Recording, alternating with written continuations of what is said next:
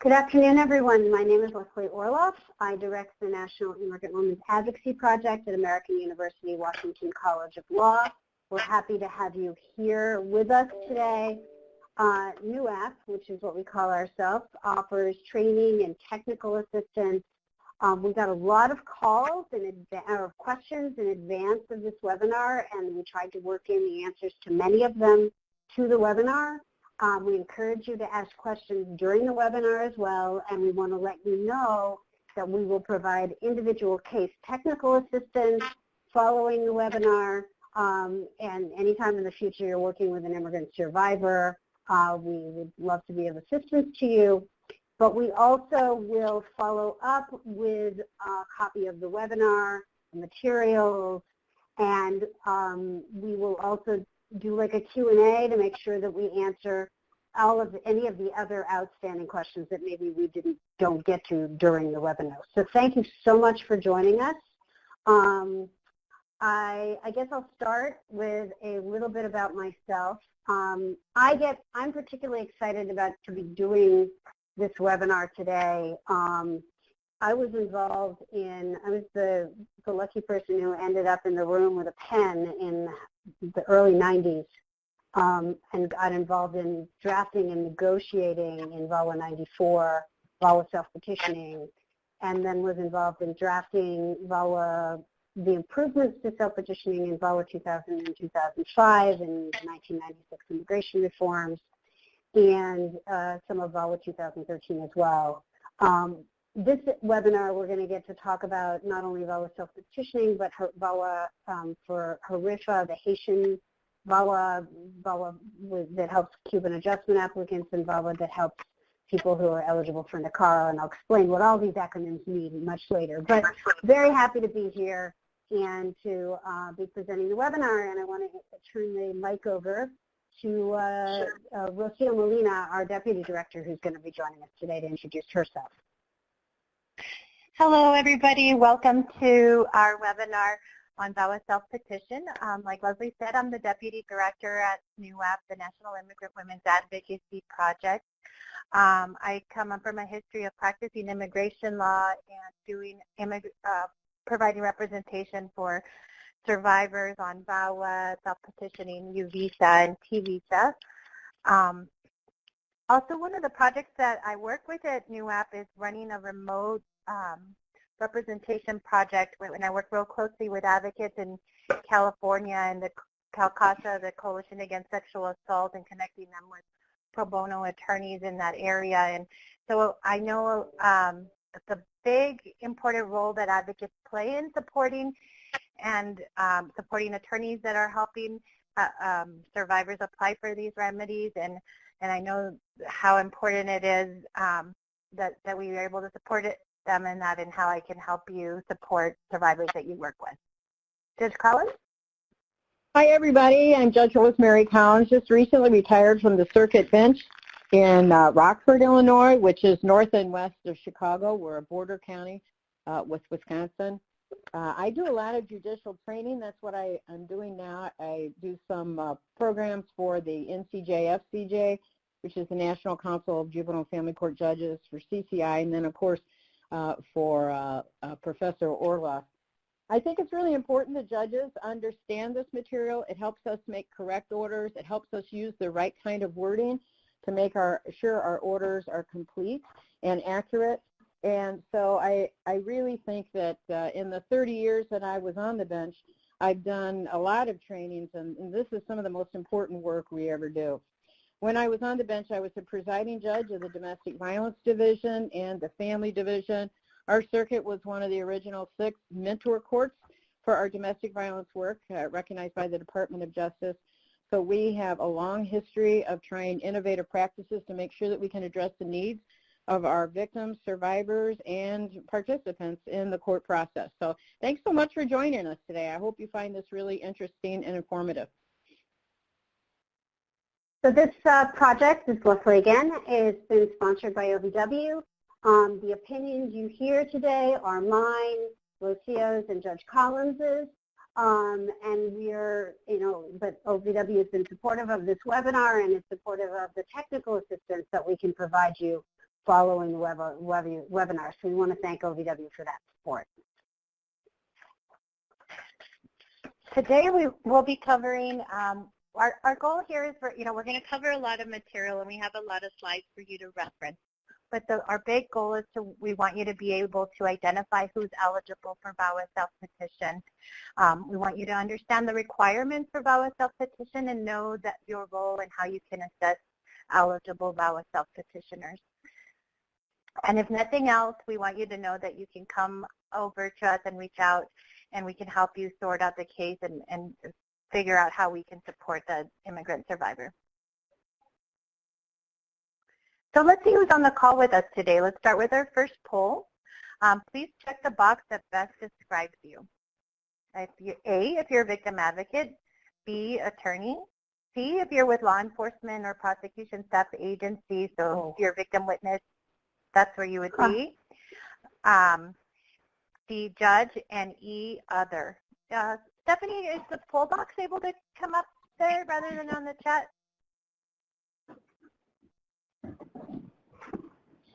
I don't know. There we go. So those of you that, where'd it go? Yeah, there we go. So those of you that are on the chat, if you could check off the boxes on the poll, we'll get a better picture, and then she won't have to empty the chat box as often. Also, we have a directory of providers that serve immigrant survivors. I'm sharing the link with you here, and I'll do it probably throughout because we're scrolling through it so fast. But check if your organization is on that directory, because some of the questions that you asked before was how can we connect people with attorneys or advocates in their area? And this is a national directory that we've been building up for years. And so one, this is how you can connect survivors with advocates and attorneys that can help them. And two, if you do that work, please make sure that your information is on there and that it is correct, because that's the best way to connect everyone with one another. Great. And it looks like we have a lot of advocates, attorneys, some people from court, some people from law enforcement, and some of you guys that call yourselves others, which we usually have to figure out afterwards. So what we're going to do is start by, hold on, can you end the chart now, the poll? Try to, there we go. So we're gonna open by giving you some background on the Violence Against Women Act self-petitioning, and the reason we do this is it's helpful particularly for the lawyers in the room who are on, who might be seeing these issues coming up in family court, to be able to explain to judges, how this works and what it was developed for. Somebody's trying to call me, so hopefully you don't hear the beeps. So, here we go. So basically the Violence Against Women Act, we started the first protections for immigrant survivors who were married to U.S. citizens and lawful permanent residents actually became law in 1990, and the Violence Against Women Act in 1994 built on that. But together, when you look at the whole history, we're talking about 3 decades of protections that have continued to grow and never rolled backwards statutorily for spouse abuse, elder abuse, child abuse, intimate partner violence, sexual assault, and stalking. As you know, there's also been protections for trafficking victims as well. So this is one of my favorite slides in the entire presentation. I call this my magic shield, kind of like my Harry Potter invincible shield. The exciting thing about this slide to me is that it has just a brief overview of different kinds of relief that people can get as protection under the law, but it divides it up so you can go to a specific section, say U visas, and then you can click on U visas, and then it goes in more detail about that. And then you could click on another section, say SIJS, to see a comparison of different reliefs. So in a real thumbnail slide, it has a ton of information that's really helpful. And when you're doing some work and you need a quick overview of some of the different types of relief, this is a great way to start. So this is an amazing help to all of us who do this kind of work. And I really encourage you to play with this slide and to play with the different sections so you get a really good feel for how it works and how it can help you in your work. And so we've been building up this curriculum, I think, since November, and I wanted to share with you some of the resources we have. We built a web page for you to pull up the materials, and I've just shared the link there on the chat. There's materials that include government-related publications, screening tools, evidence lists, self-petitioning materials, and there's online trainings that we worked with One Justice that I'll share the link to as well, that break down the curriculum of VAWA Self-Petition, and you can take for CLE credit if you're an attorney. And let me just add, I just put up, this is Leslie, I put up a link to some of the new publications that we're releasing today, which are comparison charts, and we'll be talking about more towards the end of the publication, and there's a link to them all on the material sheet that you can download. But we'll be able to, you can like look at side by side the difference between VAWA Self-Petition, VAWA Suspension, VAWA Cancellation, NACARA, HRIFA, all of those, and you can see how they differ point by point in the application process. Thank you, Leslie. Okay, let's do another quick poll. Raise your hand if you've worked with a family violence victim where it involves an immigrant victim. Sorry. Whose abuser is their U.S. citizen or lawful permanent resident spouse, their U.S. citizen or lawful permanent resident parent, or an over 21-year-old citizen child. Thank you, Leslie. Sure.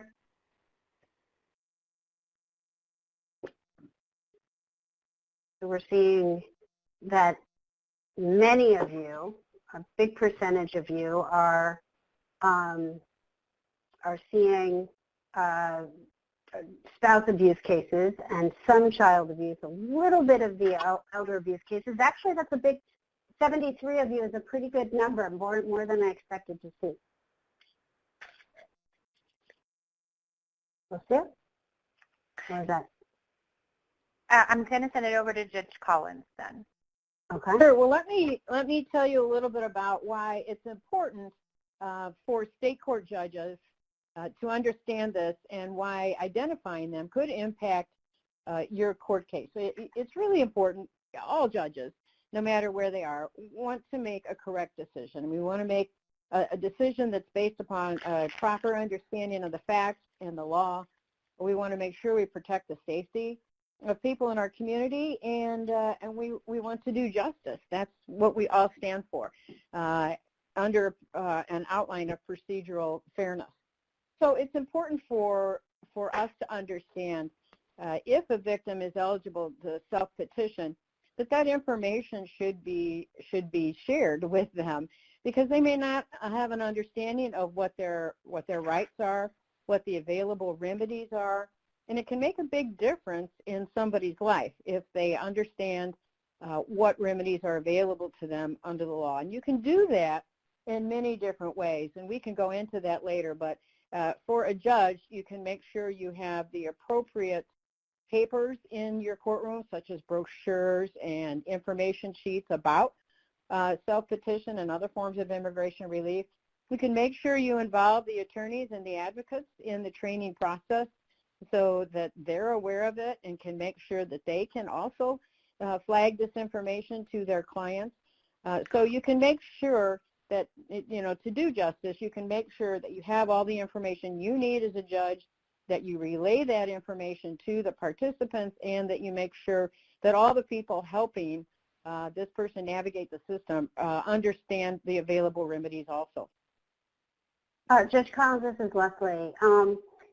How might, if you're a judge and you learn to recognize the facts that would lead to that somebody might be a self-petitioner, how might that affect your decision, or how you approach, let's say, a custody case? If you, by the facts in the case before you, you recognize that she could self-petition, or same thing in a protection order case. Can you give us maybe an example? Sure. I think it's really important that in these cases that you have, if you understand that it might be a case that would affect her ability, assuming it's her ability to self-petition, that you use the correct language. I mean, but bottom line, our motto too is do no harm. So we want to make sure we use the correct language to say that they were lawfully married in what the dates of their marriage were, that it was a family unit, that the children involved were, the parents of the children, was this person and that person. So you can tie up in your orders all the factual determinations that you make as a judge, but you sometimes may not be as clear in your language on the order. So you want to make sure that you understand why certain language is important in the self-petition and why you need to put it in your order. And if the facts are not there for certain things, then you can, ask questions to make sure that you have a clear understanding of the facts. You can not only document it in your order correctly, but you can make sure that if there's something you need to bring up, that you do it before the parties get out of the court system, so they don't have to come back. So you want to make sure your order is clear, complete, and concise. Wonderful.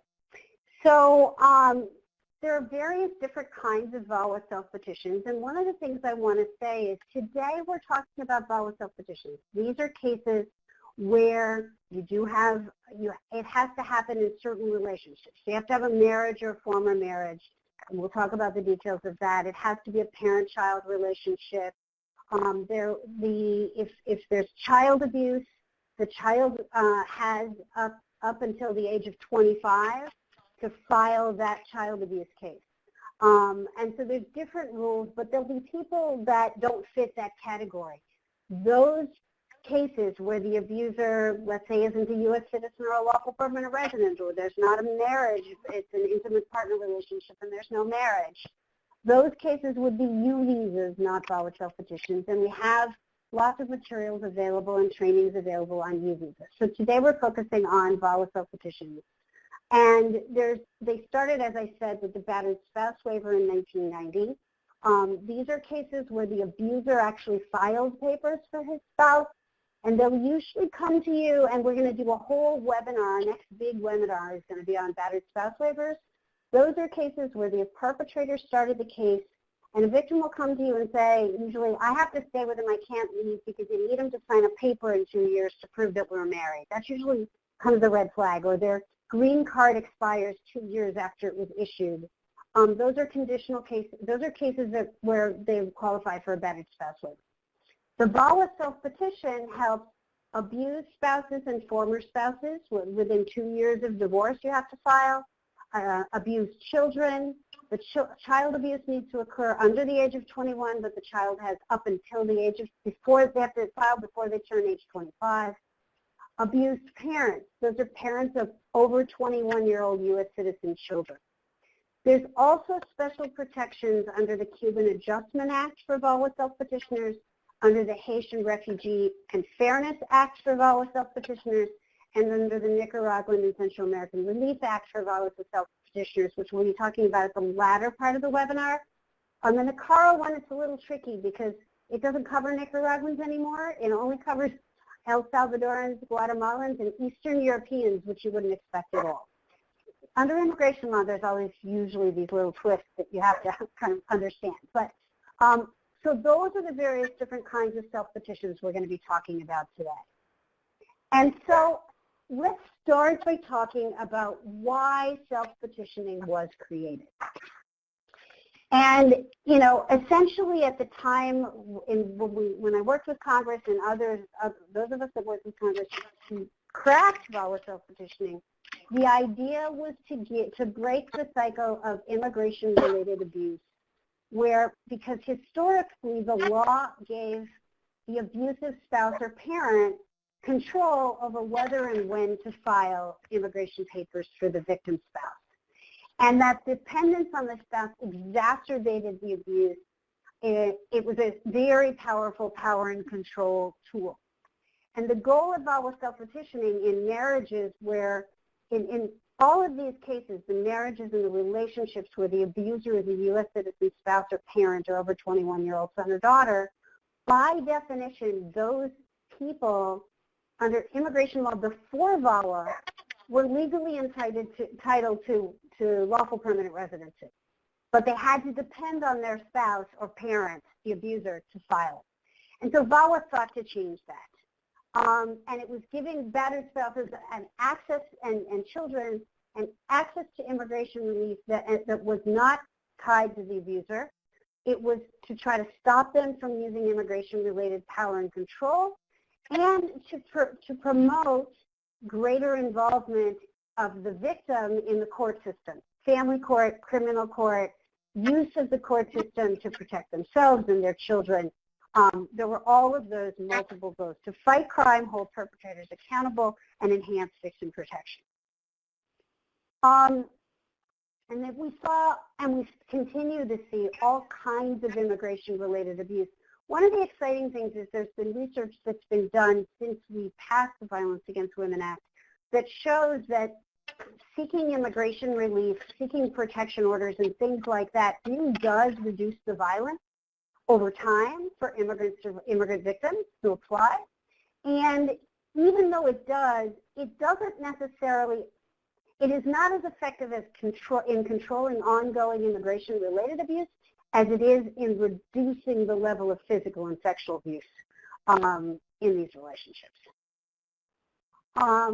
And that this is data, this slide is actually data that we took to Congress in 1994 and showed them, which led them to pass VAWA Self-Petitioning. And we showed them that basically that the abuse rate among immigrant victims was higher than it was in the general population, and it was highest when they were married to a U.S. citizen and lawful permanent, or a U.S. citizen. And that rate among when they're married to citizens was reached almost 3 times the national average. And we still see this pattern of citizen spouses being very effective in intimidating their victim spouses to not seek VAWA self-petitioning, which is one of the reasons we wanted to do this webinar, because one of the challenges and why it's so exciting to see so many advocates on this call is that advocates play a key role in helping victims learn to trust the system, as do lawyers, and ideally we want a collaboration between the lawyers and the advocates. But it's really important because we need to kind of, the help of advocates to help victims overcome this immigration-related power and control. And the abusers who could file immigration papers in almost over 70% of the time when they could file, they didn't.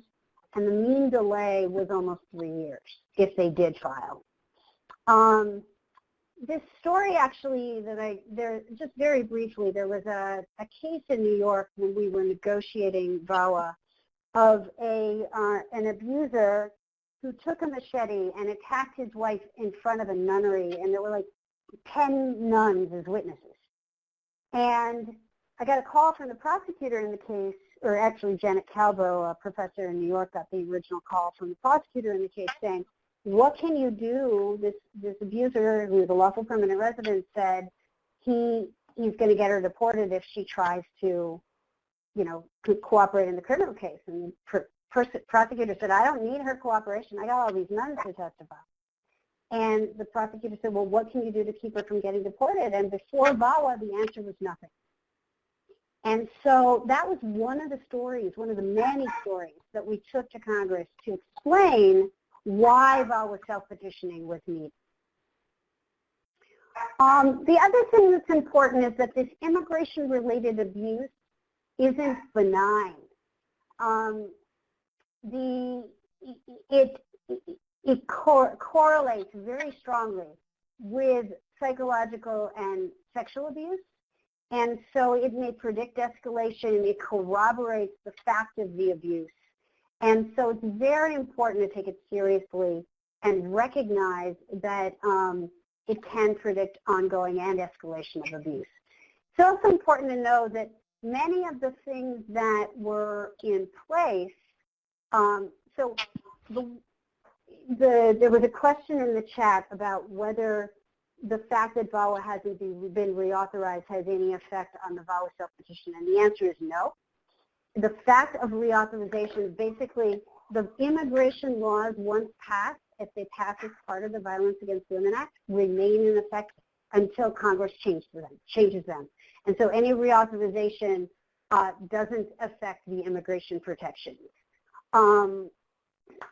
So the other thing that's important to note is that some of the early research we did, and we see this happening time and again, that when battered wives or, actually battered moms seek protection through VAWA, ultimately what we see is a dramatic decline in co-occurrence of child abuse in those families.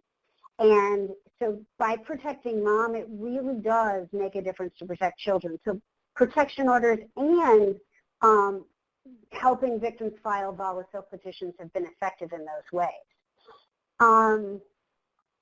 And so the goal here is that the VAWA self-petition allows a victim to file her own immigration case to obtain lawful permanent residency, work authorization, and a path to U.S. citizenship without the cooperation, knowledge, or assistance of her abuser. And it happens confidentially. The other thing is that Congress, we'll talk about this in a lot more detail in a few minutes, chose the term battery or extreme cruelty so that victims wouldn't have to, because these were marriages where people were already entitled to immigration relief, and so they chose battery extreme cruelty so that people who had escalating abuse but hadn't experienced their first actual beating, you wouldn't have to wait for that to file. They could file based on extreme cruelty alone and evidence of a valid marriage. And what we found is that this immigration-related abuse tends to corroborate the existence of a valid marriage, in that you don't usually do that kind of abuse against somebody that unless you're really married to them.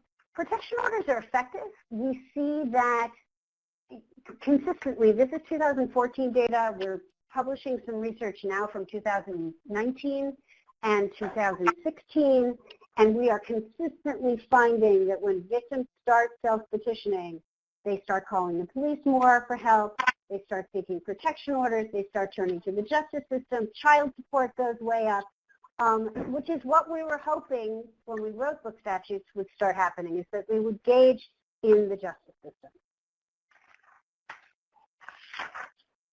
Get this over to Rocio. So let's go over to what the basics are. And again, it's a lot of information, but it's here as a reference, and know that you can reach out to us for technical assistance after. And if you have case-specific questions, we'll do our best to answer them. But when we get down to very specific stuff, you might want to email us at info, and we can guide you through that. So the two most common self-petitions is the battered spouse waiver, and that is for conditional residents that are married to lawful permanent residents or U.S. citizens, and they need to remove the 2-year condition. VAWA self-petitions the VAWA self-petition, I'm going to go through the VAWA self-petitions and the elements and the comment of it, and I'll tell you the main difference between them. So as I said, the battered spouse waiver is when an immigration application is originally filed by a U.S. citizen spouse or an LPR. Oh, my screen is gone.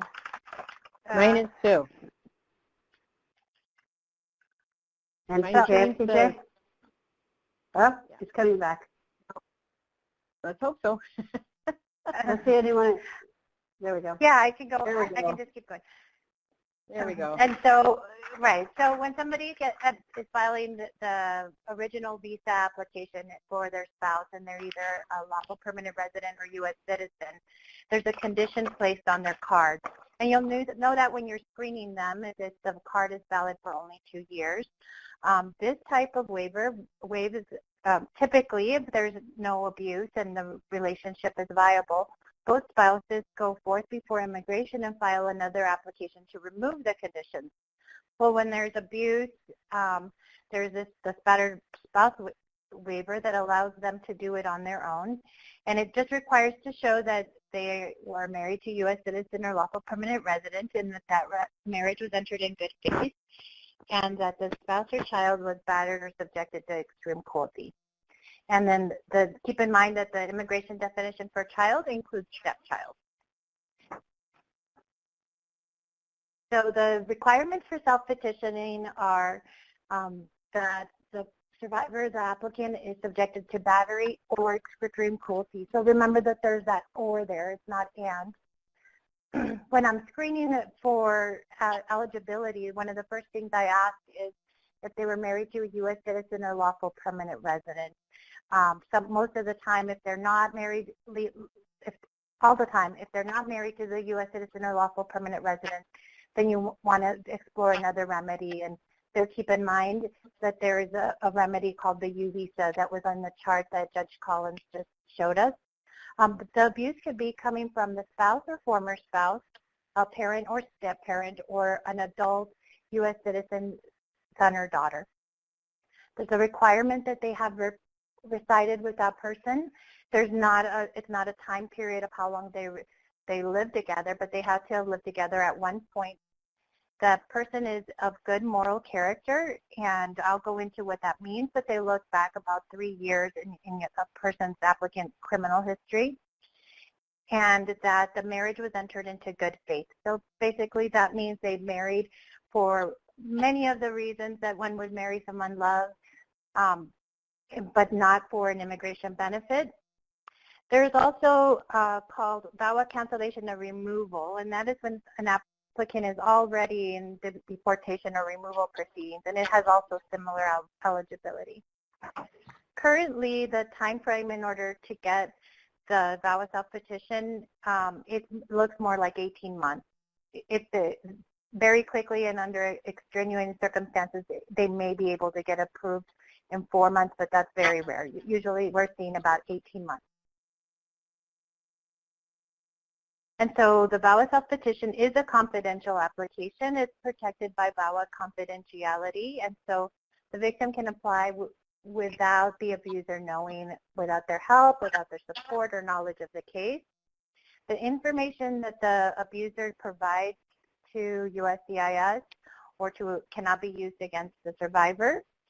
There are some circumstances where they can include non-citizen family members. So in the case of a spouse, they could include their children that don't have status. And it's open to survivors that are here with visa or that are here undocumented. It's open to all victims, even those that have temporary legal status.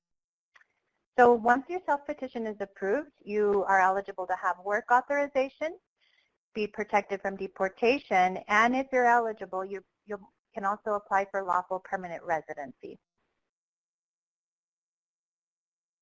So let's talk about who can file. The three big groups are a spouse, a child, and a parent. When a spouse can apply, their child or stepchild if they've suffered battery or extreme cruelty. The status of the abused child has no effect.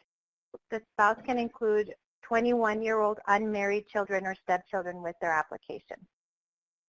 A child can apply if they've suffered battery or extreme cruelty, and then they can include their parent or step-parent, or if they have children under 21 with their application. Somebody earlier asked prior to that if what proof they would have to submit, and the answer to that is you would just include when they're in the application where it lists who your family members, you would include that child, and you would want to include a birth certificate of that child to show that they are your relative. A parent can also apply if they've been abused by a U.S. citizen son or daughter over the age of 21. So how many cases you had? Sorry, go ahead. No, go ahead. Okay, sorry. How many cases have you had involving a VAWA self-petitioning? So if you could answer that for us, we'll see how many of you have had them. Okay. A lot of people. It takes a while to get all the answers on.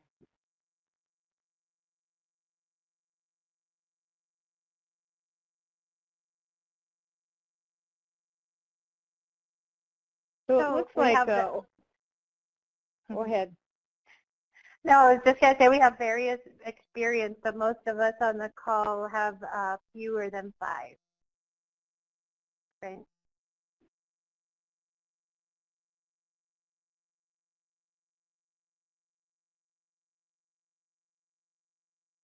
Okay, let's clear the poll. Thank you, Stephanie. So let's talk about what proof is required. The Adjudication Center where the applications are processed is at the Vermont Service Center, and some are at Nebraska. But part of what was written into statute was that any credible evidence standard is acceptable. Leslie, you want to tell us a little bit about this part? Sure. The any credible evidence standard was actually created because of problems that Congress saw that were happening with the kind of proof that old Immigration and Nationalization Service, INS, was requiring in battered spouse waiver cases. And so they basically said, no, you can't limit, you can't say you must have this piece of paper or that piece of paper. There was a lot of discussion about not wanting to force victims to have to go back to where they maybe fled their abuser to get evidence. And so the any credible evidence standard basically says they can provide any evidence they can muster, whatever they can put together, to prove their case. And that's where good advocacy and good lawyering comes in to figure out kind of what you can put together as a package to prove eligibility, but they can't require that you have any particular document. And one of the things they were doing, and if any of you look at an old reg that should have been was overruled by law many years ago, they were trying to require, let's say, mental health evaluations and things like that. And those are not required. And not only are they not required, the adjudicators don't like them very much because they prefer to get affidavits from victim advocates that work with victims and other people that are providing assistance and support to the victim rather than a mental health professional, because they're more accurate and gives them more detail about what's happening to this particular individual. And so DHS decides what weight to give the information, and then they have to prove each element by preponderance of the evidence, which is 51%. But it's a very flexible, and we have in the materials that we're providing you on the materials list, there's things called evidence checklists that will walk you through how to prove each element of the case. And those of you that are advocates on the call will notice that many of these things you already know how to get. They're the kinds of things that you would help victims do, let's say even in a family law case or a protection order case they were preparing for. Back to you, Ro. Thank you. So just remember there's not one specific form of evidence required, and so police reports are not required, medical reports, psychological reports are not required. Yeah, they can strengthen the case, but not one piece is required. And the other thing that I'll just say happens is it's really important that when you file your case, you put in as much evidence as you can, so you make sure that you've established what they call a prima facie case at the beginning. And then if you're missing something, you'll have time to supplement the record in the process that they send you a request for further evidence. And that's where, for those of you that are family lawyers, you know, through family court discovery, you might be able to get other evidence, or you might be able to get a judge to issue an order about the abuse that would be helpful evidence to also submit. Christia? Yeah, thank you, Leslie. So the question about marriage, as it was written, they understand you need a safety plan to what's important to that survivor. So if they are still married, they can still apply.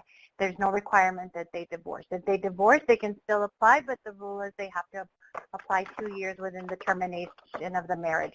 So you need to take that, you can safety plan, but you must file within 2 years of the termination of the marriage. In some cases, some survivors don't know that the abuser was married and never divorced, so there is a bigamy exception. Children that were abused under the age of 21 have up to the age of 25 to file if the connection of the delay is tied to the abuse, and usually it is. But stepchildren must file before the divorce. And at least one incident of battery or extreme cruelty has to occur during the marriage. So earlier when somebody in the chat box asked me about fiancé, they can apply if they were legally married, but the abuse had to have happened at least once during the marriage. And that's important for all the attorneys, advocates to understand, because if you're doing a divorce case before a judge and you're waiting for the order to be entered and you know you have these facts there, you may want to ask the judge to enter an order in a month or 2 months or whatever, so that you can get this going for the stepchildren. Because once that order is entered, the stepchildren are out. And so you can self-petition even if the abuse happened a long time ago. Like the UV said, there's no statute of limitations. You don't have to have a criminal case. It doesn't have tied to anything criminal or a protection order case. Again, it makes it stronger, but you don't have to have it. A survivor can be in removal proceedings when they apply. If the abuser dies, you must file 2 years after their death. If they lose their status as a lawful permanent resident, then you can also apply as long as the reason that they lost their status is connected to the battery and extreme cruelty. And it does happen that at times the survivor is no longer in the U.S., and so she or he can still apply it from abroad. So let's talk about battery and extreme cruelty. As you know now, battery and extreme cruelty are things you have to have both for the battered spouse waiver and the VAWA self-petitioning requirements.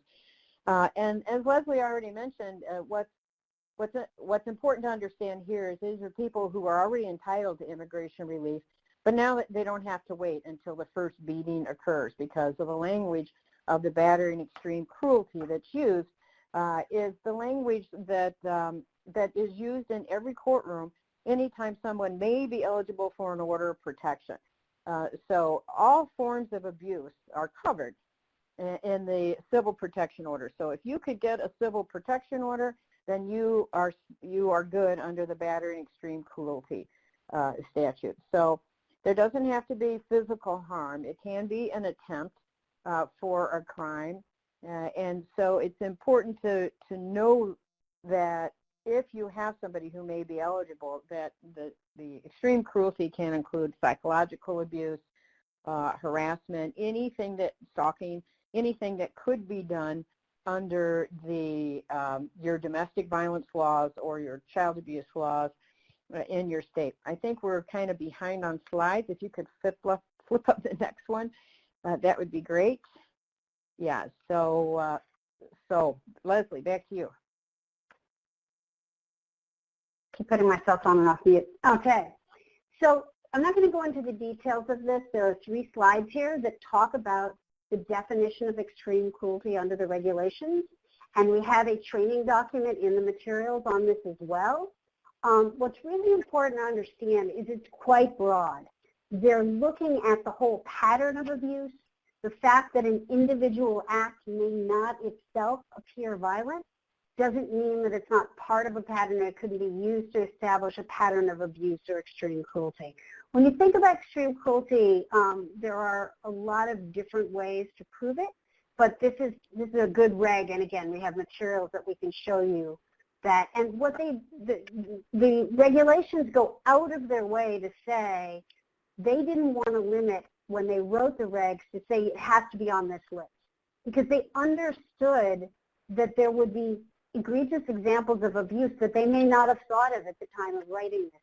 So they made it a broad definition, and there's a lot of flexibility. If you have a case that's extreme cruelty only, we do technical assistance, and Rocio, or one of our other attorneys that works with us, can run it by and tell you whether we think it reaches the level that's sufficient. So that's what the technical assistance is for.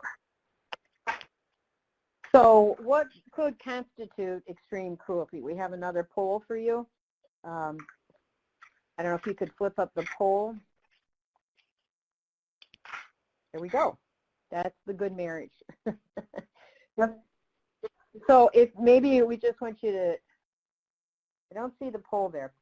So let's just go on and say what could constitute extreme cruelty. I can tell you about a case I had that the father set the family down on the couch in the living room and took the family cat and threw the cat up into the ceiling fan in front of the children and the mother and said, this is what's going to happen to you if you don't do what I tell you. So, you know, that's a threat to kill, even though there wasn't the more typical type of threat, that kind of behavior certainly would constitute extreme cruelty. And I'm sure you've all seen things like that happen that maybe there's no physical cruelty, there's no putting hands on somebody, but it can still be extreme cruelty. So it can be isolation. I had another case with a victim who was, she lived in a house where he had nailed the windows shut from the outside. He had padlocks on the outside of the doors. Nobody locks the doors from the outside unless there's a real strong evidence of abuse there.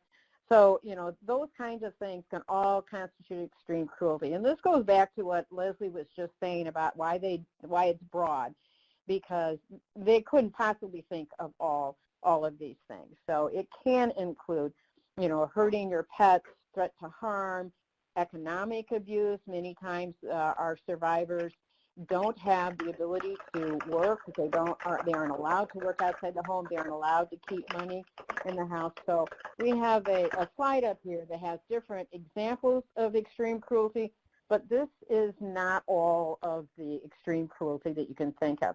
A lot of this is what you see in the power and control wheel. If you have an immigrant power and control wheel, I'm sure you've all seen those. That's what it's like. Any kind of thing that is a part of a coercive controlling behavior could very well suffice for the extreme cruelty portion of the requirements. And if I could just, this is Leslie, if I could just make a point, because I think forgot to say it at the beginning, even though it's called the Violence Against Women Act, the way the statute is written is gender neutral. So the victim could be male, it could be female, it could be two women, two men. I mean, as long as it's marriage under state law or family relationship recognized by state law, gender is not a factor. The protections apply to everyone. That's right. So on the next slide, we talk about what the extreme cruelty includes, and that's what we talk about with the coercive controlling behavior. So it can include how in early forms of an abusive relationship, sometimes they are what we call setting the stage. There's a credible threat, surveillance. We see that more and more now where people are tracking their spouse and tracking their children. So that can all be used as part of the proof on extreme cruelty. And the evidence of coercive control, which is the next slide, can include the things you see in almost every domestic violence case. So the evidence can include threats, sleep deprivation. I've had many victims talk about how they aren't able to sleep because their spouse wakes them up all the time. Restricting what they eat, what they wear. How many of us have had cases where spouses have come in and said, he won't let me wear this, he only lets me wear his clothes, he won't let me wear girl clothes, things like that. So, and in immigrant cases, they often take away their proof of identity, their proof of status. They take away any kind of documents they may need. So these are the things we see in a lot of domestic violence cases. So anytime you have a case that you would consider going to court for an order of protection, you probably have the evidence of coercive control in that. And that's important to get to the judges, because in the judge's order, you want to make sure they put what evidence they've received. You want to say that clearly so that when they're reviewing these documents in some warehouse somewhere in Nebraska or wherever they are, that they won't go out and investigate it themselves. So you have to have the evidence there. So your order that the court signed should say there was abuse in front of the children, and that abuse included, say for my example, throwing the cat into the ceiling fan. There was social media control. He wouldn't let me use my Facebook. He monitored everything I did. All those facts should be in the order so that you can show the proof of extreme cruelty or battery, which is our next slide. And in that proof of extreme cruelty or battery, you can have all the emails, have emails, notes, letters, have all the protection orders that have been entered, any of your court records, any vet records if there's animal abuse, declarations from friends or family. Medical records are really important to get if they're allowed to to go see a medical provider, make sure that you get those medical records, because that can all be proof that will be considered in their petition. And it's all important to include all that so that you can make your records strong. Rocio? So question, proof of abuser's status. One of the requirements is that the abuser is a U.S. citizen or a lawful permanent resident. You know, of course, the best proof would be their birth certificate or a passport, naturalization certificate, baptismal record, and lawful permanent resident. You would want to get a copy of the green card or the lawful permanent resident card, or knowing their A number, which is their immigration number. And earlier in the test, somebody said this tends to be one of the most challenging things to get in order to show the status. And there are ways that you can be creative. I mentioned at most states, because you're married to that person, they allow you to have access to their birth certificate. So it can be as simple as going to the clerk's office and showing your marriage certificate, and they let you access your spouse's birth certificate.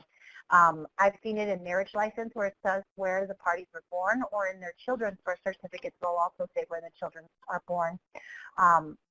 You want to maybe, if they became lawful permanent residents, you want to kind of get a time frame. Of course, if you have the immigration case number, USCIS can look this up themselves, and you can say they naturalized in El Paso in 1994, and this is their social security number. Please look it up for us. And then in her declaration, she could say, I know he's a lawful permanent resident because I've seen his card. But this is where we play an important role. So sometimes survivors are not ready to file or leave the abuser, but it's good for them to know what is it that they're going to need when they decide if to apply. So they can start to already think about what documents they would need to show and prove. The requirement of good faith marriage, the standard that they look at is they look at the time that they entered the marriage. Did the couple intend to establish together? Were there other reasons for them to get married other than for immigration reasons? So poll number 5, what are some examples of good faith marriage? What are good examples of it? So A, children, B, the battery and extreme cruelty, C, love letters, or all of the above?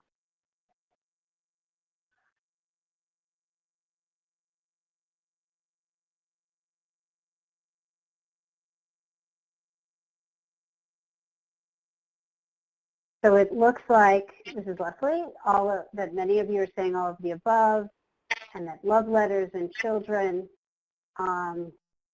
Actually, children are one of the favored forms of evidence of a good faith marriage that the adjudicators at USCIS like to see. I've been up there doing trainings of them, and that clearly is one of them. But love letters are another one. So again, for the family lawyers and the judges on the call, or the court staff, you know, in a protection order, you know, she may need to get copies of those love letters before she leaves the house, or go pick them up to be part of her case. That is a legitimate request and can be very helpful in this case.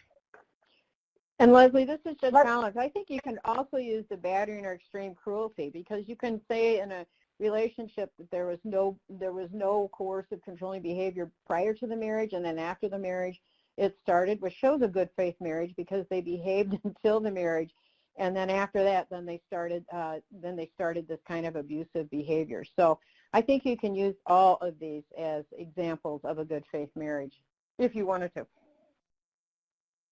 Yes.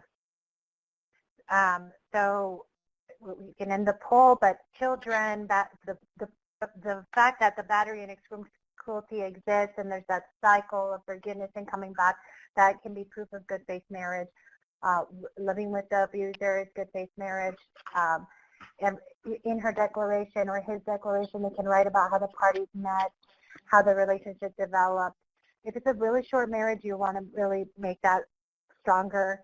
And there's no need for ongoing documentation as the marriage went on.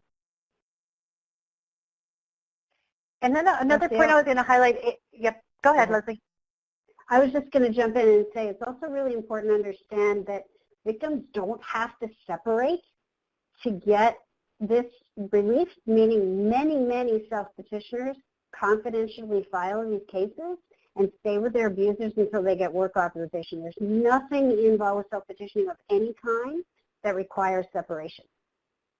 Same thing with protection orders in every state under statute. Some judges might try to push that, but you can get protection orders that just say don't hit her. And so you don't have to separate. Back to you, Rocio. Right, and if there's a divorce going on, that could be a mechanism in order to get a lot of this evidence that we talked about. So if you know that a survivor is filing for divorce, then you want to really cooperate with the family law attorney because they could help you get that evidence from the other party or get some of these criteria into the findings or into any of the findings or the pleadings. And you can also do that in terms of an order of protection. You can use that as a mechanism for getting this information if they haven't yet filed a divorce or if they don't wish to at this time. And so one of the requirements is that it is a legal marriage. The marriage could have taken place outside of the United States as long as it was legal where it occurred. The marriage, it could also be a same-sex marriage if it's legal all over the United States. If they were married before, you have to show proof that the prior marriage was dissolved, terminated. You want to show evidence of a formal marriage, so marriage certificate. And if it's a state that has common law marriage, then you can show that you're going to want to make a showing of a common law marriage. The other criteria is that they must have lived with the abuser during the marriage. There's no specific time required, and they could have lived together inside or outside of the United States. So again, there's no requirement that they have to remain in an unsafe situation. Ways that you can show that they live together could be through lease or rental agreements, tax returns, utility bills, school records, medical records, letters, invitations addressed to both spouses, kind of piecing together mailings that they come to the same address at the same household. It could be done through the petitioner's affidavit saying where they've lived. A lot of times what I've seen is that they live with a family member, and so letters from other people that know that they lived at that address, and then declarations or statements from landlords, family, or neighbors. Let me send that to you, Judge Collins. Sure. So one of the ways that family courts can assist in providing this evidence is to make sure that in the orders that judges entered that they specifically set forth the factors that lead them to decide that this, in fact, was a legal marriage. So instead of just saying this is a legal marriage, the judge should say, I find this is a legal marriage because attached is a copy of their marriage certificate. They were married in this state. They were married under the laws of that state and have lived together for a certain number of time. They have built a life together by sharing activities. They've had children. Whatever factors that lead you to that decision, you want to make sure the judge sets forth those factors in the record so that it's not just a conclusion. You don't want to just check a box. You want to say what factors you used in making sure you made the determination that this was a legal marriage, entered into good faith. So just make sure your court orders are very specific, and all those factors that the judge used should be specifically delineated. And let me just say that there was a question about religious marriages, and the key here is if the religious marriage is valid and recognized in the state where it was performed, let's say they got a marriage license and then had a religious ceremony, then it would be valid under immigration law. If it is not recognized in the state where it was performed, then it wouldn't be recognized under immigration law. And that's important if you have people coming into your state that were married in other states, particularly with common law. Illinois does not recognize common law marriages, so you have to make sure that you say this was a marriage that was legal, and that's why. So just make sure you're clear about that in your orders. Right, and I think, Judge Collins, so for example, if somebody came from a state, let's say, I don't know, Iowa I think has common law, and they came to Illinois in your protection order, instead of just checking the box marriage, you could actually make on the record findings and say, I find they were married because they were, they lived in a common place where they're or whatever, so that you could create a record that they could then use in the protection order, in the self-petition case. And that example is a good one, because if I just use Illinois law, they wouldn't be legally married. So it's important to set forth why, because the other side will say, well, we're not really legally married. She has no claim. And so that's why it's important to really be specific in your orders.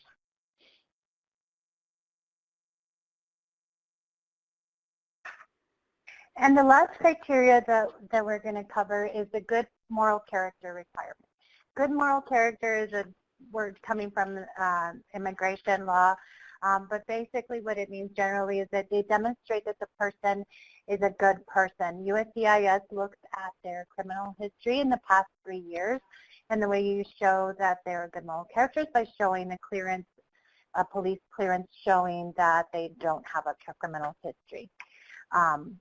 And it means that they follow the law. You can supplement that with letters from other people or their church or the school saying that the applicant is a person of good moral character, just to show any positive contributions to their family or to the community.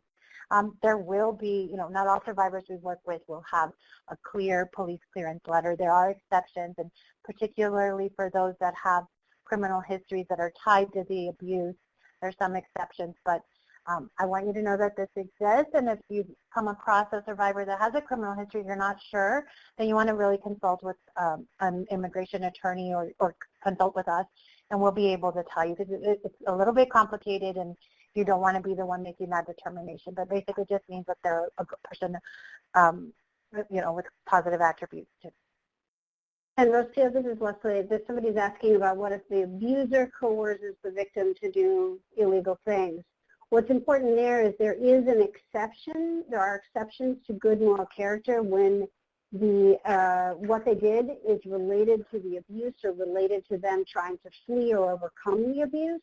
But again, you have to have an immigration lawyer anytime you're talking about either good moral character, any kind of a criminal history. You want to be sure they're getting good legal advice and that they're getting it.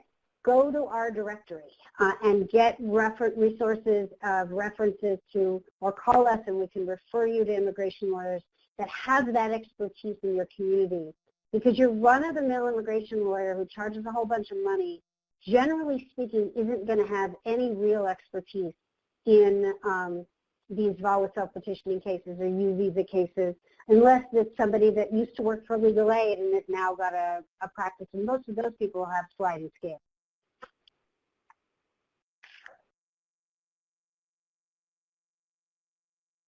So, so let's talk about, I know there were a number of questions in the chat box and a number of questions in advance of the training about what you get, benefits that come from VAWA self-petition. So the first thing that happens is a victim files a VAWA self-petition and she or he will get, through VAWA confidentiality, some immediate protection from deportation. From the moment DHS knows that you're a VAWA self-petitioner, they can't rely on perpetrator-provided tips or information to try to pick up the victim. If you have a case like that, we do lots of technical assistance on that. I work very closely with the Department of Homeland Security on those cases, and we have been very successful in being able to intervene when the perpetrators are trying to get victims picked up. And we have lots of information and webinars on VAWA confidentiality. In addition, when a person files a VAWA self-petition, about 3 months after they file, they'll get something called a prima facie determination letter. The prima facie determination letter makes them qualified immigrants under federal and state public benefits laws.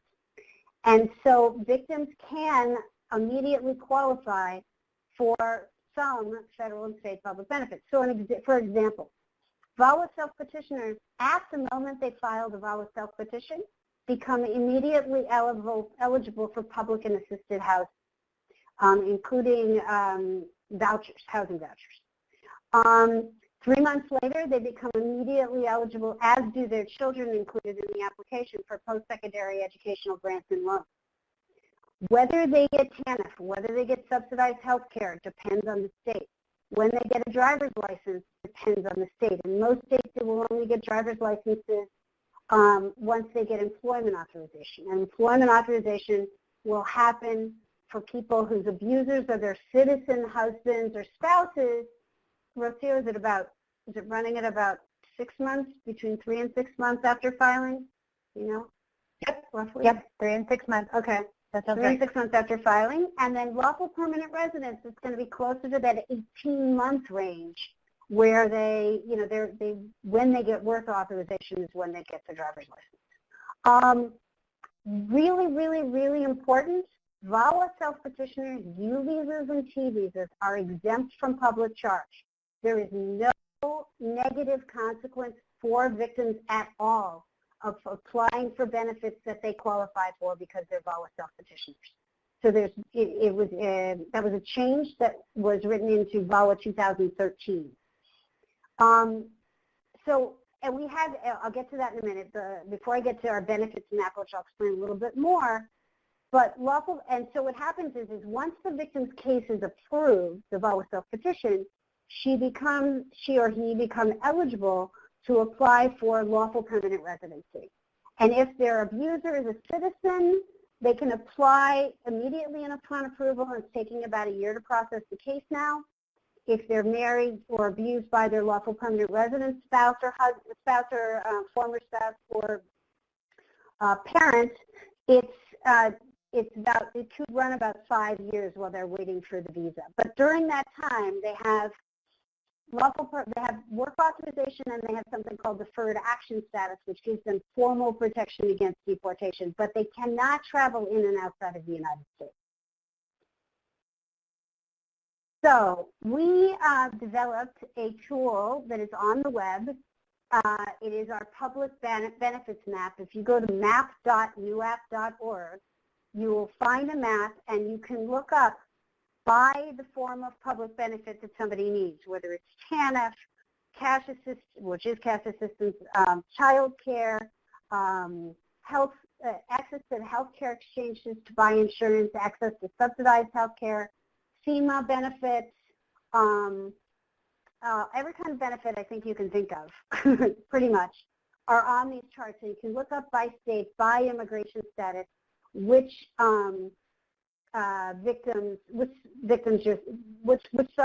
programs your self-petitioning victims qualify for in your state, because it's usually a mix of federal benefits and state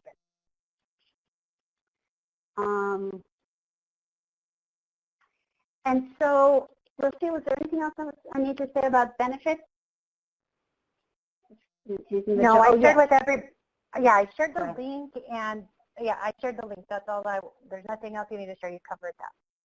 Okay, and then just to say that once you do, the map is a screening tool, and then it leads to public benefits charts, which are details. It has every different kind of status a victim could have: VAWA self-petitioner, U visa, T visa, special immigrant juvenile status, undocumented, whatever. And it goes through all the benefits program and what's available in your state, and it has all of the footnotes to the sources of law so that you can print it out and take it and help accompany people assisting them in applying for benefits. Okay, so VAWA self-petitioning process. So what happens is you submit your application. It takes about 3 months to get to this prima facie determination. Then adjudication takes about 18 months more. And that what happens is once it's approved, one of two things will happen. And there are fingerprint background checks as part of this history, which is why part of the process, which is why when we were talking about good moral character and we were talking about criminal histories, it's really important to learn about what that criminal history is, so we can figure out, you can figure out whether, or the lawyer working with her can figure out how to address it, because there are ways of addressing those criminal histories, many of them, for VAWA self-petitioners, but you have to do it in advance as part of your case when you file. And so So then they can apply for lawful permanent residency depending on how quickly they get it will depend on whether their spouse, the abuser, is a U.S. citizen or a lawful permanent resident. And that you'll go through the process, they'll get approval, then they'll get their lawful permanent residency. Then in 3 years, they'll be eligible to apply for naturalization. If the abuser is a U.S. citizen, it's 5 years if he's a lawful permanent resident. And then ultimately, this process can lead through to naturalization. Is my sound better now, hopefully? Okay. You sound great, Leslie. So, pardon? You sound great. Okay, great. So now what we're going to do is we're going to turn to the other kinds of VAWA self-petition. So this is, we've been talking about cases where the abuser is the U.S. citizen or lawful permanent resident, spouse, parent, or over 21-year-old child. Now we're going to talk about the other kinds of VAWA self-petitions, the other kinds of VAWA relief.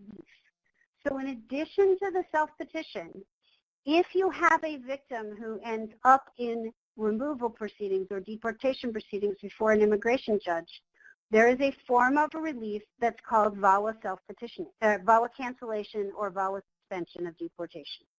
These are very similar to the elements that we were talking about. You have to show good moral character, battery or extreme cruelty, all of that. But you also have to show that there had been extreme hardship to the victim or her the victim's child or parent if they were deported, and they have to be 3 years physically present in the United States. And you have to have a lawyer for those cases. There's a couple of things I just want to point out about suspension and cancellation that are important because there are some people who will only qualify for suspension and cancellation and not self-petition. So we were talking about you have to file within 2 years of divorce, or a child has up to the age of 25 to file. If they don't file by the time within that 2-year period, or they miss age 25, if they end up in removal proceedings, they can still file for VAWA cancellation or suspension, but they can't file a self-petition. Similarly, there's one child abuse-related case. In VAWA self-petitions, if the victim is a child, and let's say the child is a victim and the mother's not abused or the father's not abused, the immigrant father and mother's not abused, that non-abused father or mother who's an immigrant can file a self-petition to protect a child of theirs or a stepchild who's been abused.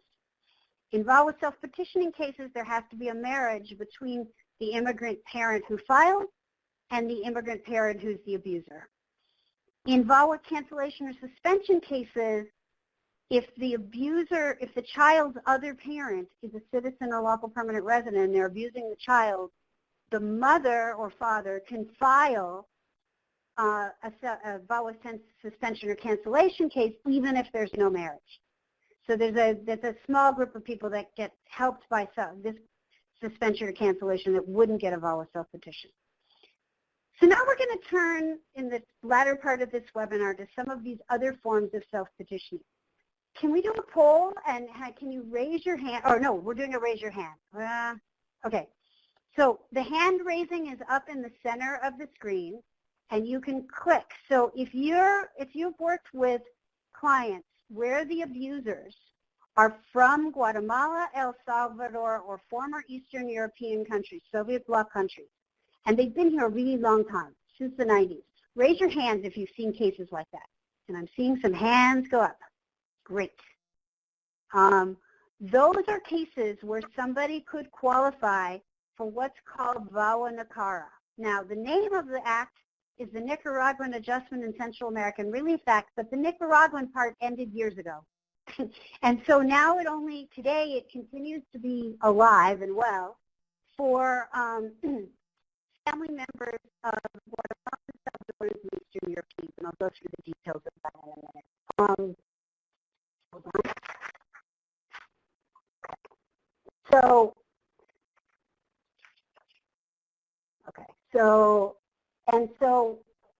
this is what the abusers would have had. This is the requirements that the abuser would have to be, is is a Salvadoran who's been here since the 90s and meets, or a Guatemalan who meets these requirements.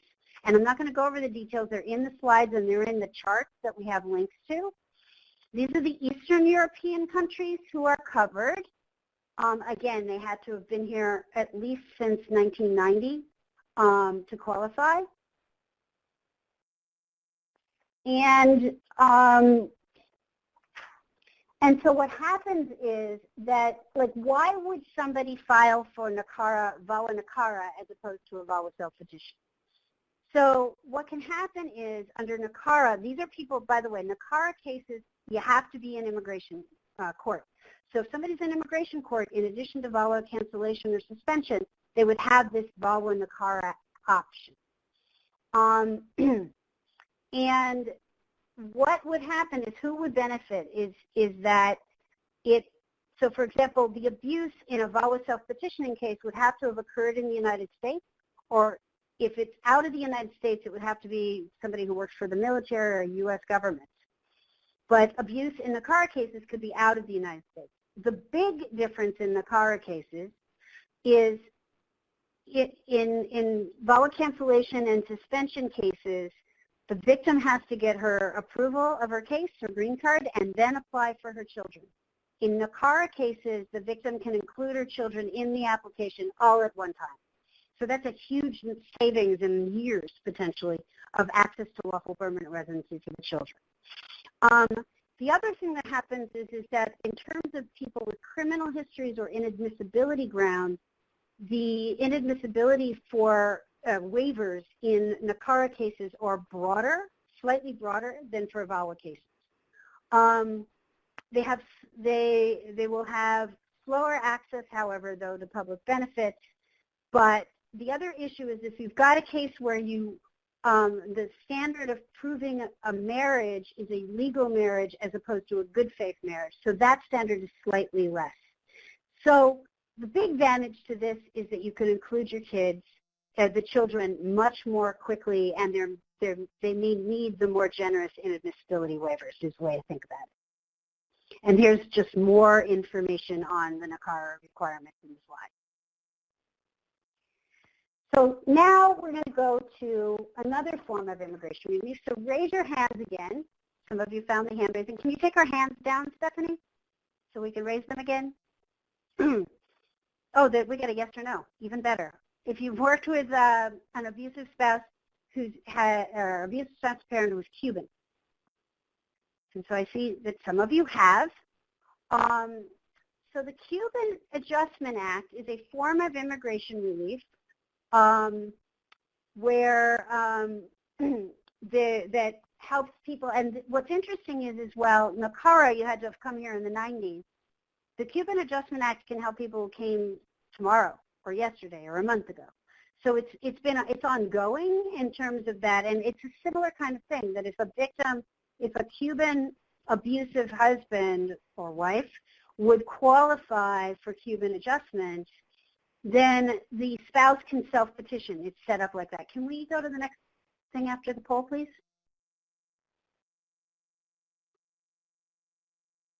Okay, great. So, so to qualify for self-petitioning under the Cuban Adjustment Act, they'd have to be battered or subject to extreme cruelty. It's the same kind of definition as VAWA self-petitioning. They have to have been admitted or paroled into the United States at some point, be physically present for a year, and then they have to, the abuser would have to have filed for and obtained lawful permanent residency. So again, as we think about why, if it's similar, why would somebody file under the Cuban Adjustment Act as opposed to, let's say, if he's already a lawful permanent resident, why not self-petitioning? Well, here, so we had a question earlier about that long wait, that 18-month wait to work authorization for people who are married to lawful permanent residents who are abusers.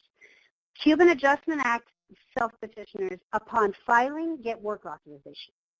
Not only that, that long wait, that 5-year wait to citizenship, if you're married to a lawful permanent resident, once your self-petition is approved, gets reduced not to 3, they subtract 30 months from the 5-year wait. So they get a jump on the citizenship line. The abuse could have all happened outside of the country. There's no requirement to prove good moral character, and there are very robust exceptions and waivers of inadmissibility. It's super, super broad. It's the broadest of the ones we're talking about today. In addition, all they have to prove is that they had a valid legal marriage, and the abuse could have happened before or after the abusive spouse became a lawful permanent resident. But the victim can only get Cuban adjustment under VAWA after the perpetrator has made his adjustment to lawful permanent residency. And they can't include their children. They can only file for their children after they get lawful permanent residency themselves. Okay. Last one. Raise your hand again. Can you take the hands down and we're going to start over again? Or yes or no, even better. If you've worked with someone where the abuser is Haitian and the victim is Haitian, this is the one where the victim, in order to qualify for VAWA under HRIFA, under the Haitian Refugee Immigration Fairness Act, has to be Haitian as well. Okay, and it seems like a few of you have. Great, but you know, some of you, others of you could screen for this and you might see it going forward. Next slide, please. You can end the poll. So under HRIFA, the VAWA Self-Petitioner, the petitioner has to be Haitian. They have to be battered or subject to extreme cruelty by a spouse, former spouse, a spouse or a parent or a step-parent who is Haitian and who is eligible to apply for HRIFA. Now that's what's great here, is that in the, as I was talking about with Cubans and NACARA, they actually had to apply and get the status. Here they had to be eligible to apply. So even if the spouse didn't apply but was eligible, the victim's spouse is still eligible to apply. They have to prove that they have a valid marriage as well. And so why would, let me see, go to the next slide, here we go. So just talking again, why someone might file for HRIFA self-petitioning rather than VAWA self-petitioning. First of all, the Haitian spouse may not have become a lawful permanent resident, in which case they couldn't VAWA self-petition. So here, if he was eligible to apply and didn't, she could still apply. The abuse need not have happened in the United States. You have these cases where you might have trouble proving residence with the abuser and you don't have to prove it for VAWA HRIFA. After divorce, there's no deadline. So there's no break in time, there's no deadline, and so you could apply anytime after divorce. They get employment authorization immediately upon filing. Very strong inadmissibility waivers, so if somebody has a criminal history or is inadmissible in some other way, there's very strong waivers. There's an exemption for reinstatement of removal for people who may have been previously deported in the past. And there's very strong statutory, mandatory stays of removal while the case is being pending. You'd think, why wouldn't everybody do this? Well, there's two downsides.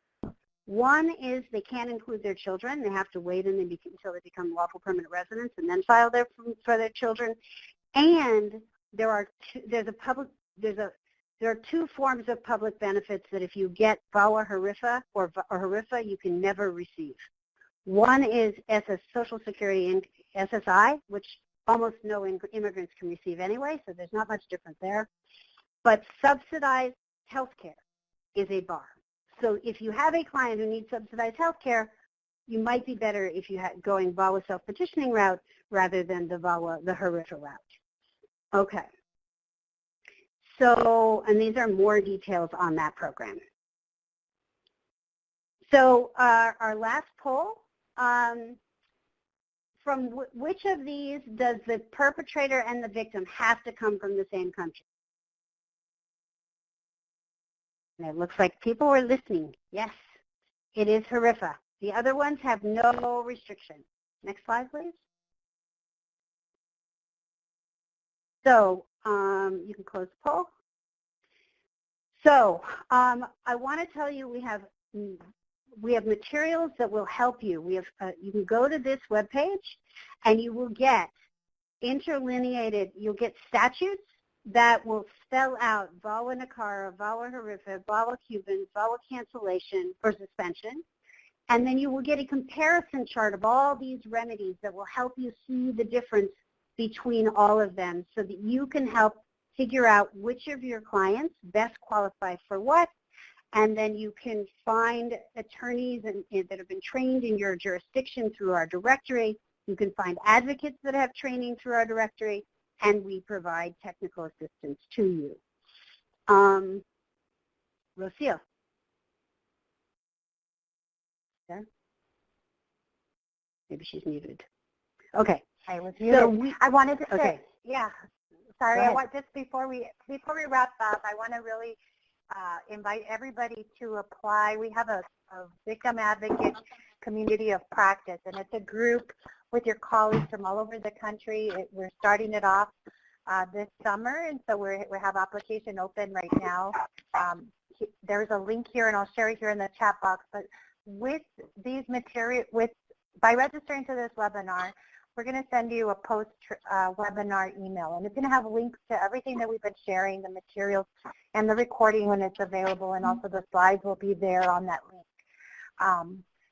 And with that, there's also an invitation to join this community of practice for victim advocates, where you can share information with colleagues all over the country, and we can share ideas, challenges, and it's a great opportunity. We also have a similar one for family law attorneys. This one, we were about 5 years into it, and we learn a lot from each other, and we're accepting new applicants. So do share that if you're a family law attorney and interested. Please join us. Also wanted to let you know, again, we do have a web page. You'll get this link in your post-webinar email, and it'll have all the materials that we've talked about today. And lastly, we covered so much, but please know that you can come to us for technical assistance. The fastest way is by calling us at 202-274-4457. Since we're currently working remotely, you'll leave a message, but we'll call you back within 24 hours. Also by emailing us at info. We have a web library that has a lot of information, and we love to make everything available for you. And here's a link to our web library, and we also have a newsletter if you want to subscribe to it. The link is there as well. And the newsletter, if you want to get announcements of future trainings, we always send them out through our newsletter. And I want to be sure to thank Judge Collins for joining us, NCJ, FCJ for facilitating this, all of you for taking the time to join us, Rocio for your great presentation today. And please do not hesitate to contact us for help and information, and we're here to support you. Anything you want to add, Judge Collins or Rocio? I want to thank you all, and these are great materials. They really are handy. If you have a question come up in court, go to these materials. The case law that's out there is not always correct, but these materials are. So go to these materials, and it will help you through almost any problem you have. Leslie also has contact information for judges across the country who are her training judges, so she can hook you up with judges who may have expertise in a particular area. So don't forget to use them for great resources.